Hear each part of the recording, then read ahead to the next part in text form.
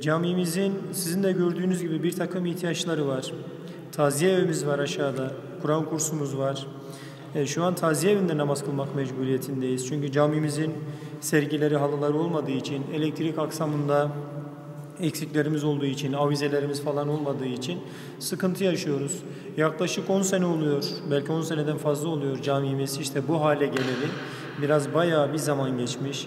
Hayırseverler sağ olsun onların yardımıyla, desteğiyle yani bir eser meydana getirmeye çalışmışlar. Mahallemiz biraz fakir bir kesim. Herkes elinden gelen desteği gösteriyor ama yani sonuç itibariyle bir yere kadar bir şeyler yapabildik. Biraz hayırseverlerimizin desteğine ihtiyacımız var bu konuda. Çünkü camimizin gerek halıları olsun, gerek avize, elektrik aksamı bunlar biraz yüklü miktarda bir şeyler masraf tuttuğu için bir araya getirmekte zorlanıyoruz. Bazen camimiz için yardım topluyoruz. O topladığımız yardım belki camimizin aylık elektrik masrafını dahi karşılayamıyor. Aşağıda taziye evinde namaz kıldığımız için bazen taziyelerimiz oluyor. Taziyelerle cami, cemaat birbirine karışınca yemektir, gelen giden misafir ister istemez sıkıntı yaşıyoruz. Bu konuda hayırseverlerimizin desteğine ihtiyacımız var. Yüce Allah inşallah bu konuda yardımını bizlerden esirgemeyen tüm herkesten inşallah biz şimdiden razı olsun diye dua da edelim. Hayırseverlerin yardımını bekliyoruz.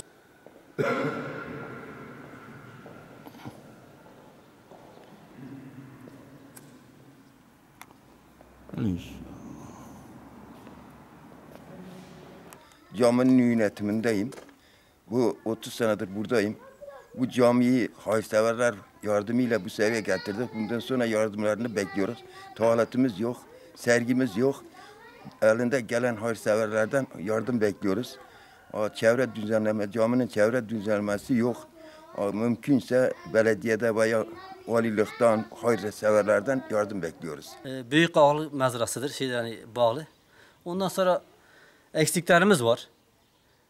Tuvalet eksiklerimiz var. Yukarıda hala eksiklerimiz var.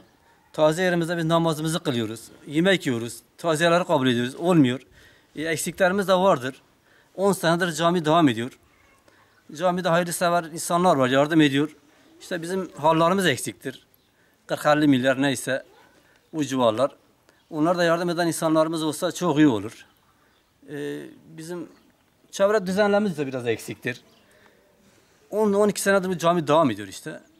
Yardımları bekliyoruz yani. Hayır. Bizim de maddi durumumuz fazla iyi değildir bu çevrenin. Hepsi fakir kesimdir. Yine bu seviye sağ olsun herkes yardım etti, getirdi. Bundan sonra da yardımları bekliyoruz işte.